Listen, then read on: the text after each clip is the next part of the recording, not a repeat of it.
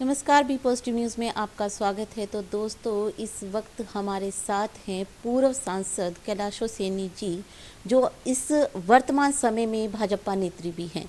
Ma'am, B positive news में आपका बहुत बहुत स्वागत है। Thank you madam, thank you. Ma'am, ये बताइए कि 2021 का जो साल था जी। वो बड़ा ही भयानक मंजर को लिए हुए गुजरा। हाँ आपने लोगों की बहुत सहायता की, घर से खाना बनाया, अपने हाथों से जाके उनको खिलाया। जी। मिशन 2022 में आप अपनी तरफ से क्या करने वाली हैं, क्या योजनाएं हैं? मेरा अपनी ओर से काफ़ी प्लानिंग्स रहती हैं। अक्सर जैसे पिछले बार 2021 में हमने ज़रूरतमंदों को खाना खिलाया। कोरोना वायरस जब पूरी अपने चरम सीमा पर था तो काफ़ी लोगों की मदद करी और जागरूक भी किया लोगों को कि हम लोग खुद ही इससे अपना एहतियात बरत कर ज़्यादा सुरक्षित रह सकते हैं। हमें अपने तरफ से सतर्क रहना पड़ेगा। और आगे भी मेरी इसी प्रकार की काफ़ी प्लानिंग्स हैं, जैसे कि महिलाओं को अवेयर करना क्लीनलीनेस के बारे में, सफाई के बारे में, और किस प्रकार से वो आगे बढ़ें समाज में, हर क्षेत्र में आर्थिक तौर पर कैसे आत्मनिर्भर बन सकती हैं और सामाजिक तौर पर कैसे अवेयर हो सकती हैं, कैसे हम लोग राजनीति में आगे आ सकते हैं। इस प्रकार की काफ़ी जागरूकता मैं पैदा करने का प्रयास करती हूँ गाँव में कार्यक्रम रख कर। और इसके अलावा और भी कई प्रकार से, जैसे आजकल नशे का बहुत यहाँ पंजाब की देखा देखी हमारे हरियाणा में भी फैलता जा रहा है और बढ़ता जा रहा है। डर है कि कहीं ये पूरे हरियाणा प्रदेश को ही अपनी गिरफ्त में ना ले ले, हमारा हरा भरा प्रदेश तबाही के कगार पर ना चला जाए। बहुत अवेयरनेस पैदा करने का प्रयास कर रही हूँ मैं। सरकार की और पुलिस प्रशासन की भी पूरी कोशिश रहती है कि इस प्रकार की ऐसी बुराई पर समय रहते काबू पा लिया जाए, नियमों को कड़ाई से लागू किया जाए, किसी भी अपराधी को बख्शा ना जाए और युवाओं को जागरूक किया जाए, रोजगार में एडजस्ट किया जाए, क्योंकि उनका ब्रेन निठल्ला नहीं होगा तो वो इस प्रकार की बुराई में धंसेंगे नहीं। और भी कई प्रकार से उनमें जागरूकता, खेलों के प्रति अवेयर कर रही हूँ, क्योंकि मैं खुद भी एशिया लेवल की एथलीट रही हूँ और मेरा यही प्रयास है, क्योंकि खेल एक सबसे सशक्त माध्यम है शरीर को स्वस्थ रखने का। जैसे नीरज चोपड़ा है, आज नीरज चोपड़ा को उस लेवल पर देखकर कितने युवाओं ने भाले उठा लिए, जो कम उनको एक इस गेम को एक बेकार का गेम समझते थे, किसी को लग जाएगा, ये हो जाएगा, वो हो जाएगा, उठाते ही नहीं थे। लेकिन आज स्टेडियम्स में बड़े धड़ल्ले से बच्चे प्रैक्टिस करते हुए देखे जा सकते हैं, जेवलिन थ्रो की।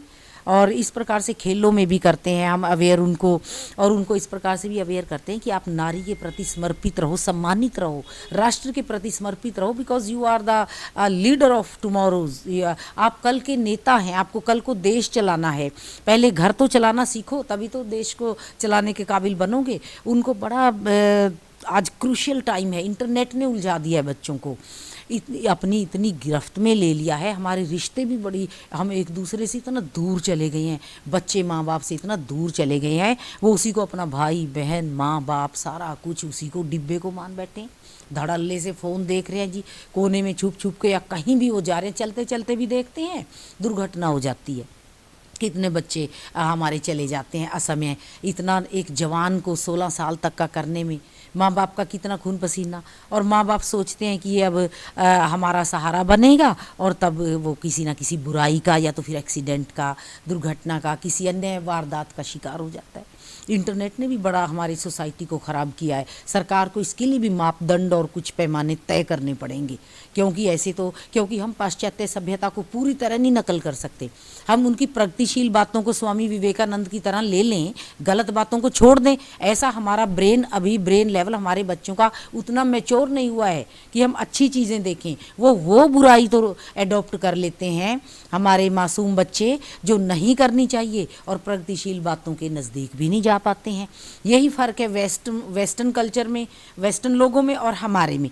वो they are rather more mature from the brain then our children. मतलब हमारे बच्चे इतने व्यस्त, अभी मानसिक, हमारे बच्चों को अभी मानसिक लेवल पर उतना परिपक्व होने में बहुत ज़्यादा वक्त लगेगा। इसके लिए मैं समझती हूँ कि एक ट्रेनिंग की आवश्यकता थी, और ये अंधाधुंध थोप दिया गया बच्चों पर। वो कंफ्यूज हैं कि क्या करें क्या ना करें, क्या सही है क्या गलत है, चारों तरफ गलत ही गलत तो भरा पड़ा है। तो बहुत ज़्यादा चिंतनीय विषय है, आज के बच्चे को बर्बाद करनी है।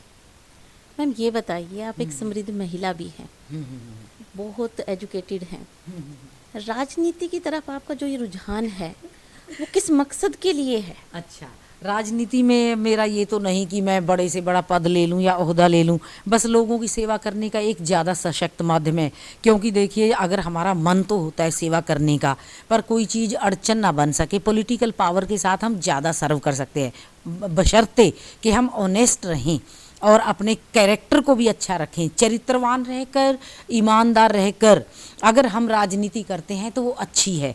लेकिन बड़े बड़े राजनीतिक पदों के पीछे अगर हम अपने उसूलों को, अपने मूल्यों को ताक पर रखकर उनके पीछे भागते हैं अननेसेसरीली, वो बुरी बात है। अगर आपको अपनी मेहनत से कुछ हासिल होता है वो हासिल करो और लोगों की सेवा करो।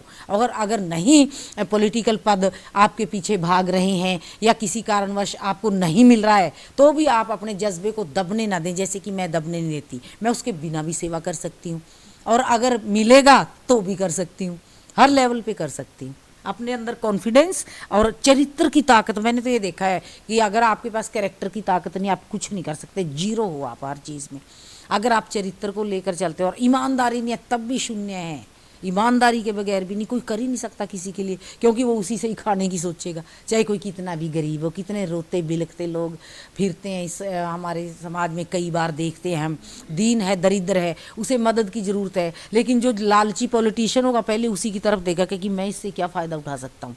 ऐसा नहीं देख करना चाहिए, चाहे आप मर भी क्यों ना जाओ। हाँ। मैम एक बात बताइए, आप महिला हैं, एक साधारण महिला के तौर पर हाँ। एक महिला को, या जो बच्चियां हैं जो आगे बढ़ रही हैं, पढ़ रही हैं, और साथ में युवा लोग भी, हाँ। उनका आपका क्या संदेश रहेगा? अच्छा, मेरा आगे पढ़ रही और बढ़ रही बच्चियों से यही है कि आप किसी भी कीमत पर अपने सामाजिक, धार्मिक, मानव और नैतिक मूल्यों का परित्याग ना करें, संघर्ष करें, साहस के साथ आगे बढ़ें और पाश्चात्य सभ्यता की अंधी दौड़ में शामिल ना हों। पाश्चात्य सभ्यता की प्रगतिशील बातों को हासिल करें, नशे से दूर रहें, व्यसनों से दूर रहें, बुराई से दूर रहें और मेहनत करें, तो आपको कोई नहीं रोक सकता आपका रास्ता। लेकिन चारित्रिक मूल्यों को ताक पर रखकर अगर कभी आप पदों के पीछे भागोगे, फिर आपका कई रास्ते रुकी जाएंगे। एक आध बार आपको तरक्की मिल जाएगी, अगर मिल भी गई तो फिर आप गिर जाओगे एक ऐसी गर्त में जिसका कोई अंत नहीं है।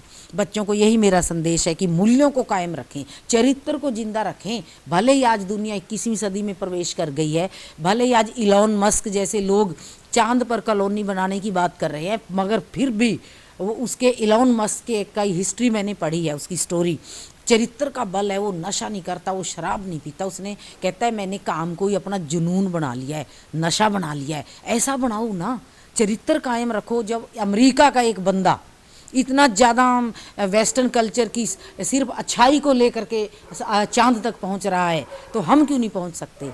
हम उनकी गलत बातों को हासिल करते हैं, क्यों करते हैं? अपने मन को इतना स्ट्रांग बनाओ कि अच्छाई हमारी तरफ खींची चली आए, बुराई हमारे पास भी ना फटक सके, दूर भाग जाए। हमारी अच्छाई की सुगंध से उसको इतना ज़्यादा परेशानी हो जाए कि बुराई हमारे पास ना आ सके। मैम कल से नव वर्ष का जो है आगमन हो जाएगा, उसको लेकर क्या संदेश है आपका?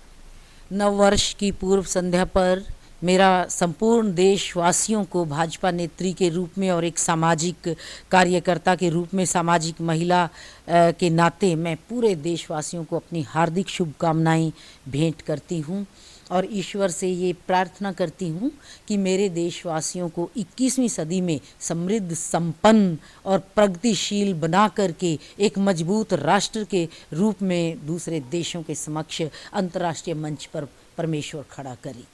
धन्यवाद। तो ये थे हमारे साथ पूर्व सांसद और भाजपा नेत्री कैलाशो सैनी जी, जिन्होंने नव वर्ष की हार्दिक शुभकामनाओं के साथ साथ यह भी बताया कि हमें अपने चरित्र को, अपने काम को और आगे बढ़ने वाली जो हमारी प्रगति है उसको कभी रोकना नहीं चाहिए, और किसी भी कीमत पर अपना जो आत्म बल है और चरित्र है उसे बनाए रखना चाहिए। बी पॉजिटिव न्यूज़ के साथ नगेंद्र शर्मा।